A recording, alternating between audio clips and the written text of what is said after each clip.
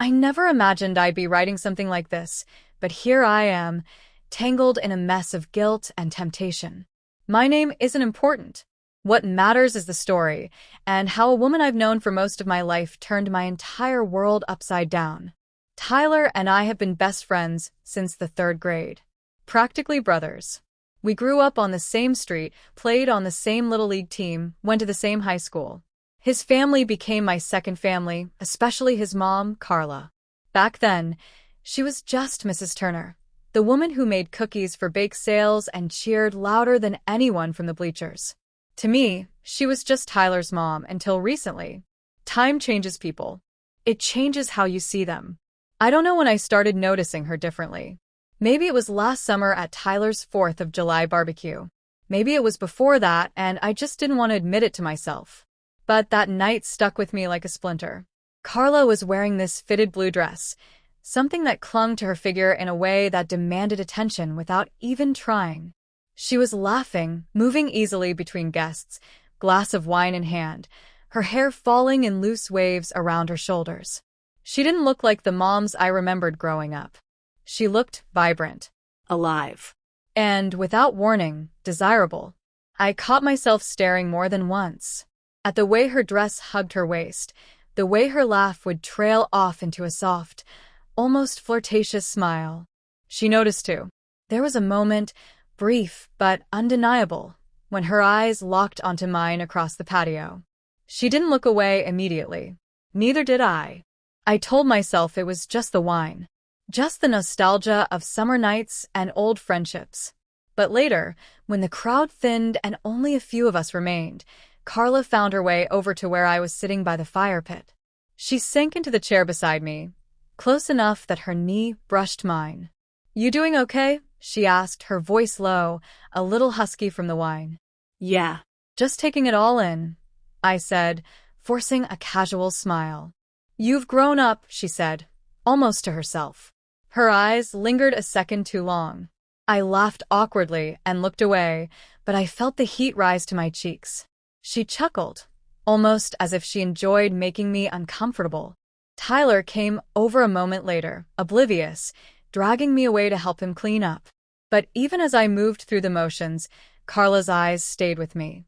That look, that almost imperceptible flicker of something between us, burrowed deep. The night ended like 100 others before it, me crashing on the couch after too many beers, waking up to the smell of fresh coffee and Carla bustling around the kitchen. But that morning felt different too. She was humming softly, wearing a simple tank top and shorts, nothing out of the ordinary, but the way the sunlight caught her skin, the way her hair fell loose and messy, it was all I could see. I tried to act normal. Ate breakfast. Joked with Tyler. Thanked Carla for hosting. But when I went to leave, she followed me to the door. "Don't be a stranger," she said, touching my arm lightly. Her hand stayed there for a heartbeat longer than necessary. A simple touch, but it sent a jolt through me, straight to a place I didn't want to acknowledge.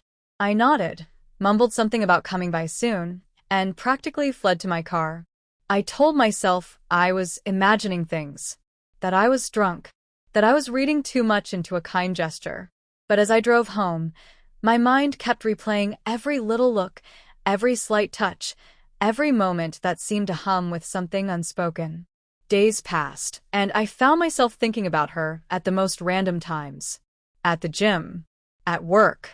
In the middle of watching some mindless TV show. It wasn't just that she was beautiful, it was the way she looked at me, like she saw something I hadn't realized was there. I pushed the thoughts away. Or tried to. I buried myself in distractions. Girls my own age. Nights out. Anything to shake the image of Carla in that blue dress, laughing under the stars. It didn't work. Tyler kept inviting me over. I kept making excuses. I couldn't risk seeing her. I couldn't trust myself. But fate has a way of laughing at your plans. A few weeks later, Tyler called me, asking for a favor.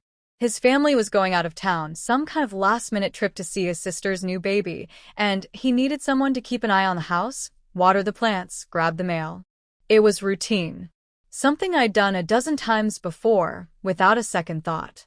I hesitated. He noticed. "Come on, man," he said. "You're practically family." That word twisted in my gut. "Yeah, of course," I said finally. "You can count on me." When I showed up with my overnight bag slung over my shoulder, Carla was there, leaning against the kitchen counter, sipping coffee. She smiled when she saw me, but there was something different in it this time. A softness. A knowing. "Hey, stranger," she said. "Hey, Mrs. Turner." I replied automatically. She laughed. "Carla, please." I nodded, feeling like a teenager again, awkward and out of place. Tyler filled me in on the usual routines: trash day, where the spare keys were, what to do if the alarm acted up. Carla stayed mostly silent, watching us with that same faint smile. They left that evening.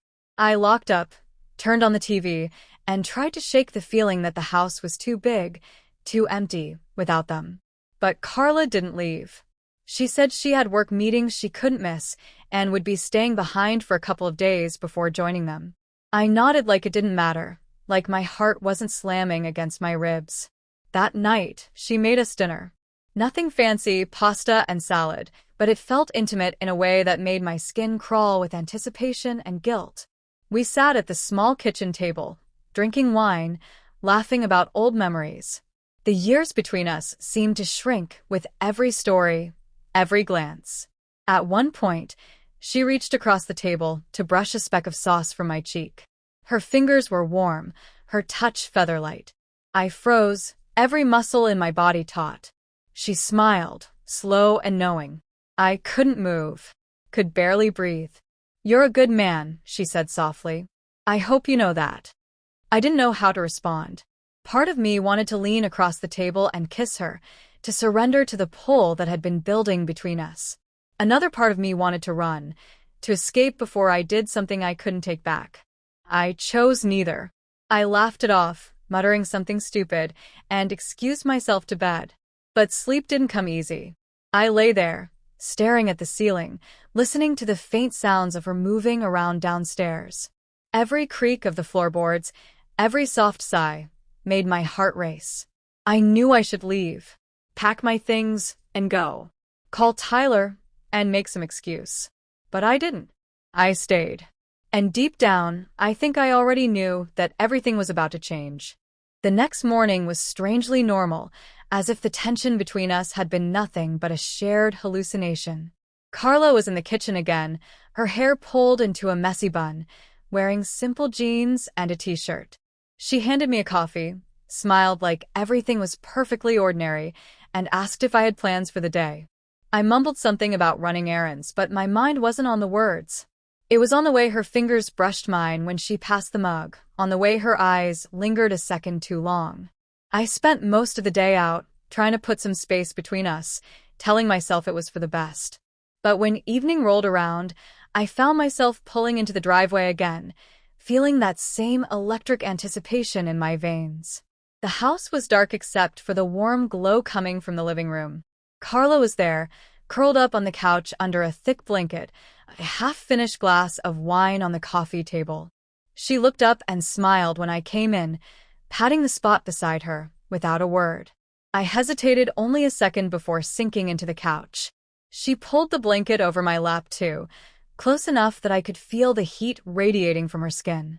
Some old romantic movie was playing on the TV, the kind of thing Tyler and I would have groaned and made jokes about. But now, sitting next to her, the soft soundtrack and the flickering candlelight felt like a trap I was willingly stepping into. We talked in low voices, about nothing important. I asked her about work, she asked me about my life, pretending to be interested in the mundane details I rarely shared with anyone. But there was an undercurrent to it all, a hum of unspoken thoughts neither of us dared voice. Every time her knee brushed mine, every time our eyes met and held a beat too long, the tension wound tighter. At one point, she laughed at something I said, a soft, genuine laugh that made her eyes crinkle at the corners. She reached out without thinking, placing her hand lightly on my forearm. It was a casual touch, something harmless, but it set me on fire. I turned to look at her, really look, and in that moment, the air between us shifted. She didn't pull her hand away. Neither did I. For a second, It felt like we were suspended in time, like the world had narrowed down to the space between us. I could see the way her chest rose and fell with each shallow breath, the way her lips parted slightly. I leaned in without meaning to, drawn like a moth to a flame. She tilted her head, her eyes fluttering closed. Then the sound of a car door slamming somewhere outside jolted us apart. She pulled her hand back, clearing her throat, and I shifted on the couch, my heart pounding so hard I was sure she could hear it. We both pretended nothing had happened. She refilled her wine glass. I mumbled something about needing a shower, and we drifted into separate corners of the house. But the tension didn't disappear. It just simmered beneath the surface, waiting. The next day passed in a similar blur. She worked in her home office most of the morning, and I kept myself busy with mindless chores around the house, anything to avoid sitting still and thinking. But by late afternoon, she emerged, stretching her arms above her head, the fabric of her shirt lifting just enough to reveal a strip of smooth skin. I looked away, but not fast enough. She caught me staring and smiled, that same quiet, knowing smile that had been haunting me for days. "You're tense," she said casually, like she was commenting on the weather. I laughed awkwardly. "Just a lot on my mind, I guess." "You should relax," she said. "Life's too short to be wound so tight." The way she said it, the softness in her voice, made it sound like an invitation. I swallowed hard and nodded, not trusting myself to speak. That night, we found ourselves back on the couch, another bottle of wine between us, the TV playing some mindless reality show we weren't really watching. This time, when she shifted closer, I didn't move away. When she rested her head lightly on my shoulder, I stayed perfectly still, afraid to breathe, afraid to ruin the moment. Her hair smelled like vanilla and something darker, something heady and intoxicating. I closed my eyes for a second, letting myself get lost in it. She sighed, a soft, almost contented sound, and I felt it vibrate through me. "You're good company," she murmured. "You too," I said, my voice rough. She tilted her head up to look at me, her face inches from mine. Her eyes searched mine, looking for something, and whatever she found there made her smile, a small, sad smile that broke my heart a little. "You make me feel—" She started, then trailed off, shaking her head. "What?" I asked, my voice barely more than a whisper. "Seen," she said after a beat. "You make me feel seen." I didn't know what to say to that. So, I didn't say anything. I just looked at her, letting her see the truth written all over my face. The space between us disappeared like it had never been there. Her lips brushed mine, featherlight at first, testing, questioning. I froze, every instinct warring inside me. Then she kissed me again, more certain this time, her hand sliding up to cup the back of my neck, pulling me closer. I kissed her back. I wasn't thinking anymore. I wasn't worrying about Tyler, about right or wrong, about anything except the way her mouth moved against mine, the way her body fit against mine like it had been made for me. It was slow and sweet and desperate all at once, a collision of loneliness and longing that neither of us could fight. But just when it seemed like we would tumble over the edge, she pulled back, her breathing ragged. "I'm sorry," she whispered, her eyes wide and shining. I shook my head. "Don't be." We sat there for a long moment, just staring at each other, the weight of what almost happened pressing down on us. Finally, she stood up, smoothing her hair back with shaking hands. I think I'm going to turn in," she said, her voice barely steady. "Yeah," I said hoarsely. "Good night." She hesitated for a second, like she wanted to say more, then turned and disappeared down the hall. I sat there long after she was gone, the taste of her still on my lips, my body aching with the need to follow her. But I didn't. I stayed there, fists clenched in my lap, fighting the war raging inside me. Later that night, I heard soft footsteps outside my door. I held my breath, hoping, dreading. But they passed by without stopping, fading down the hall. I didn't sleep. I lay there in the dark, replaying every touch, every look, every word. I knew this wasn't just about lust. It was deeper than that, scarier than that. Carla wasn't just some woman. She was Tyler's mom. She was forbidden. She was dangerous. But even knowing that, I couldn't stop wanting her. The next morning, everything was strained. We moved around each other carefully, polite but distant. She barely looked at me, and when she did, there was a sadness in her eyes that twisted something inside me. I told myself it was over, that we'd crossed a line and stepped back just in time, that we could pretend it never happened. I almost believed it. Until that night. The house felt different that night, heavier somehow, like it was holding its breath along with me. I stayed out longer than usual, driving aimlessly, hoping distance would cool the fire burning inside me. It didn't. If anything, it made it worse. Every mile away from her only made me want her more. When I finally pulled into the driveway, it was nearly midnight. Her car was still there. The porch light was on, a single beacon in the dark. I let myself in quietly, half hoping she would already be asleep. Half hoping she wouldn't be. The living room was empty, dark except for the faint glow from the kitchen. I could hear the low hum of the dishwasher running, the soft clink of a wine glass being set down. My heart thudded against my ribs as I stepped closer. She was standing by the counter, barefoot, her arms wrapped around herself like she was trying to hold herself together. She looked up when she heard me, her face a careful mask, but her eyes betrayed her. They were raw, full of something that made my throat close up. Neither of us said anything.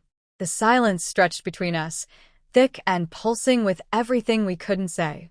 Then, slowly, she crossed the room toward me, each step deliberate, like she was giving me time to stop her.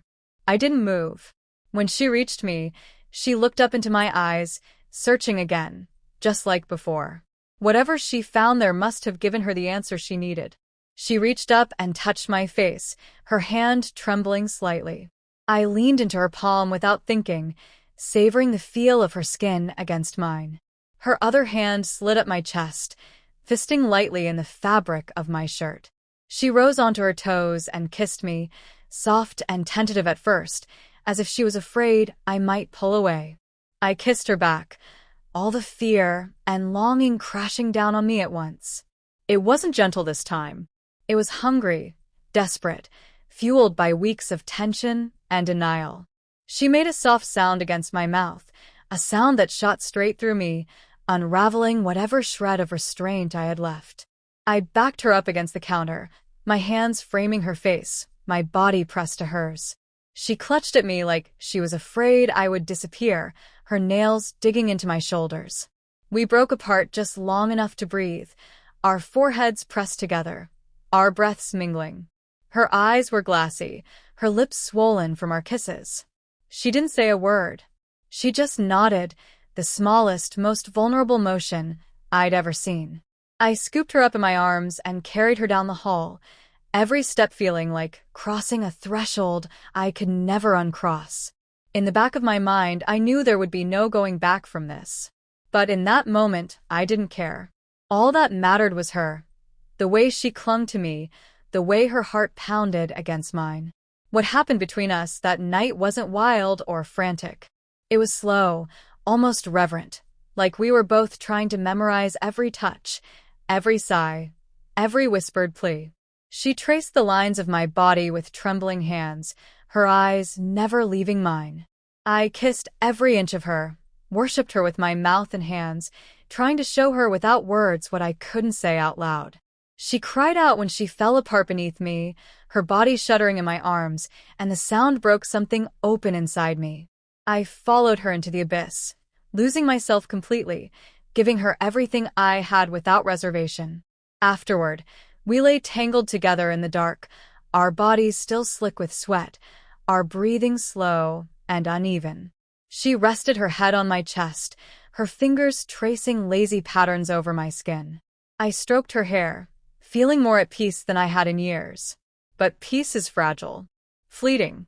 As the minutes ticked by, reality crept back in, sharp and unforgiving. She shifted against me, her body tensing slightly. I knew what was coming even before she spoke. "This can't happen again," she whispered, her voice thick with emotion. I closed my eyes, the words slicing through me.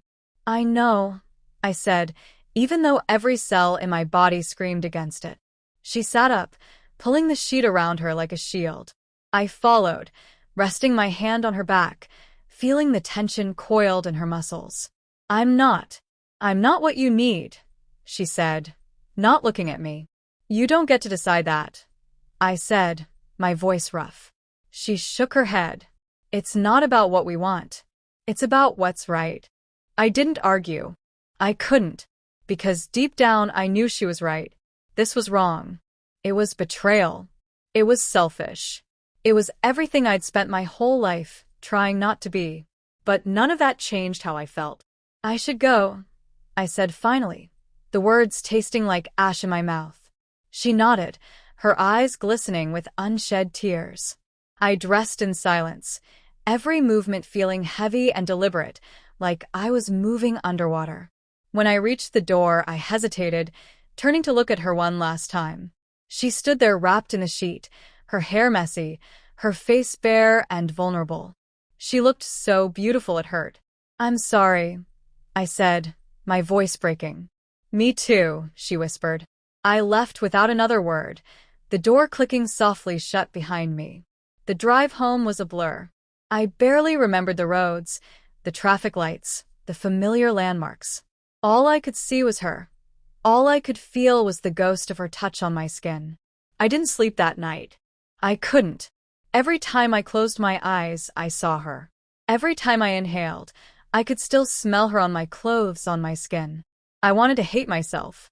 I wanted to forget. But I couldn't. The next few days were torture. Tyler texted me a few times, asking how things were going, if everything was okay. I lied, telling him everything was fine, forcing myself to be cheerful, casual. I couldn't face him. Not after what I'd done. I thought about calling Carla, about telling her how much I needed her, how much I missed her. But every time I picked up the phone, I stopped myself. I couldn't risk it. I couldn't drag her down with me. Weeks passed. I avoided Tyler's house like it was cursed. I made excuses, said I was busy, said I was traveling. Anything to keep from seeing her, from seeing him. The guilt gnawed at me, but the longing was worse. Late one night, after one too many drinks, I found myself parked outside her house. The lights were off. The place looked empty. I sat there for a long time, staring at the front door, wondering what I was doing, wondering if she was inside, thinking about me too. I didn't go in. I couldn't. Instead, I drove home, hollow and aching, wondering if I'd ever be able to move on from the woman who had changed everything. Some mistakes you can bury. Some you can outrun. But some stay with you forever, etched into your skin, your bones, your soul. She was my best friend's mother. She was my biggest regret. And she would always be the one I couldn't forget. The summer faded into fall, and with it, the distance between Carla and me became a cold, permanent thing. We didn't speak. We didn't see each other. But she haunted me anyway, in every empty street, every quiet moment, every time the world slowed down enough for memories to slip through the cracks. I tried to distract myself, diving into work, parties, meaningless conversations, but none of it touched the hollow she had carved into me. Tyler never suspected. If he noticed the change in me, he chalked it up to life, stress, the normal drift of adulthood pulling friends in different directions. We hung out sometimes, grabbed a beer or played a game, but the easy laughter we once shared was strained now, like there was a ghost sitting between us neither of us dared acknowledge. Guilt tightened around my throat every time he smiled, every time he trusted me with some small piece of his life. I wondered if Carla felt the same way. I wondered if she missed me too, or if she had buried it all beneath the demands of her world. Maybe for her, it had been easier to forget. Maybe I was the only one still bleeding from wounds no one else could see. The first time I saw her again was at a mutual friend's barbecue. It had been months, long enough that I thought I could handle it, long enough that I believed the ache had dulled to something manageable. I was wrong. The moment I saw her, standing near the grill with a drink in her hand, laughing at some joke, the world tilted on its axis. She looked the same, painfully so. Her hair was loose around her shoulders, her skin glowing in the late afternoon sun. She wore a simple dress, nothing special, but to me she was breathtaking. For a few seconds, I forgot how to breathe. She caught sight of me across the yard, and her smile faltered. Just a flicker, barely noticeable to anyone else. But I saw it. I felt it. I stayed on the opposite side of the yard, nursing a beer I didn't really want, pretending to listen to conversations I couldn't follow. I told myself it was better this way. Safer. That nothing good could come from even speaking to her. But as the afternoon wore on, the crowd shifted and thinned, and somehow, inevitably, we ended up near each other. She was reaching for a plate of food just as I was, our hands brushing. That familiar electricity shot up my arm, paralyzing me. "Hey," she said softly, her voice almost lost in the noise around us. "Hey," I replied, my throat dry. We stood there for a beat too long, two statues frozen in a moment that didn't belong to anyone else. I could see the struggle in her eyes, the battle between want and caution. "You look good," she said finally, her voice carefully neutral. "You too," I said, and it was the understatement of the century. An awkward silence stretched between us, thick with everything we couldn't say in public. "I wasn't sure you'd come," she said, looking down at her drink. "Wasn't sure I should," I admitted. She smiled, small and sad. "Yeah." Someone called her name from across the yard, breaking the fragile moment. She hesitated, then gave me a look that said everything her words couldn't. "Goodbye. "I'll always miss you." I'm sorry."